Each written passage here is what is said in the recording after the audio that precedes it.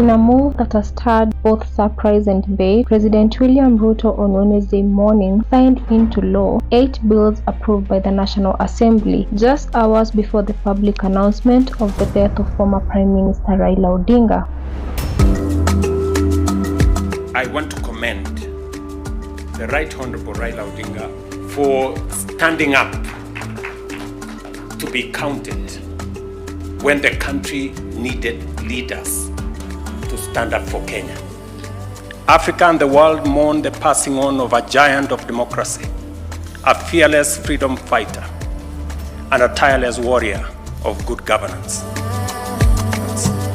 The newly enacted laws, which touch on land, cyber regulation, wildlife conservation, state enterprises, digital assets, policing, and aviation, have drawn nationwide attention not only for their far-reaching implications, but also for their timing, coming at a moment when the entire nation is mourning. Here's what you need to know about the bills. Now, these bills have all been amended. Computer Misuse and Cybercrimes Bill 2024. This bill grants state agencies new powers to block or delete online content, access systems, and act preemptively, meaning they can act before a problem occurs, to shut down platforms. National Police Service Commission Bill 2024. It introduces changes to oversight, appointment, and disciplinary processes within the Police Commission. This could affect accountability mechanisms for police conduct. Air Passenger Service Charge Bill 2025. This bill changes the fees levied on air travelers.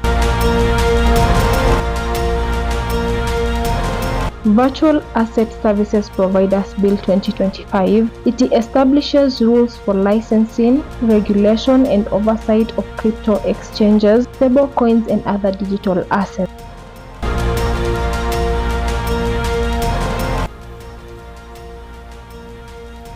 The seventh bill, Your Excellency, we placed before you this morning for your assent, is a Virtual Asset Service Providers Bill.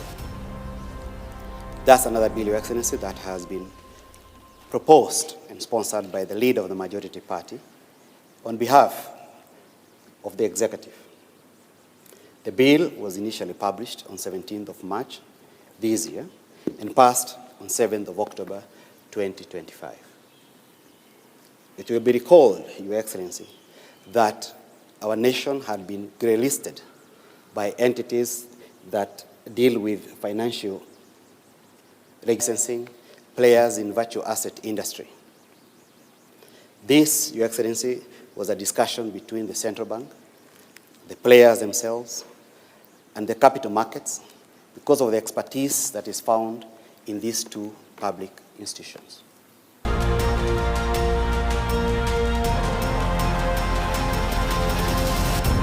Privatization Bill 2025.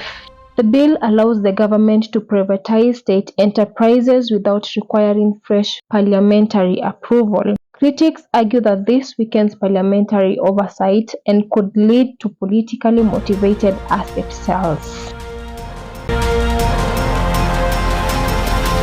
Wildlife Conservation and Management Bill 2023. It revises laws governing protected areas, penalties, and management framework. Local communities near parks may face stricter oversight, though conservationists are hopeful for stronger enforcement. National Land Commission Bill 2023. This bill adjusts the powers, composition, and functions of the National Land Commission. Land rights advocates warn that it could centralize power and weaken protections for communities.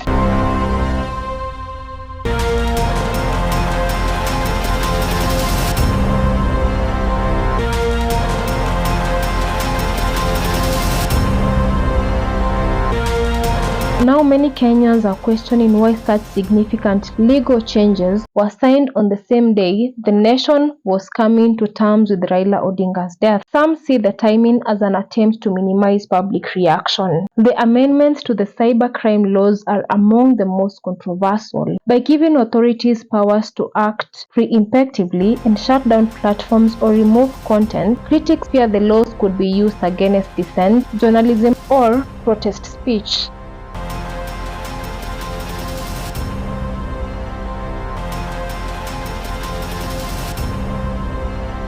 Opposition leaders, legal experts, and civil society groups are calling for greater oversight and transparency. They insist that the implementation must be accountable and that citizens' constitutional rights must be protected.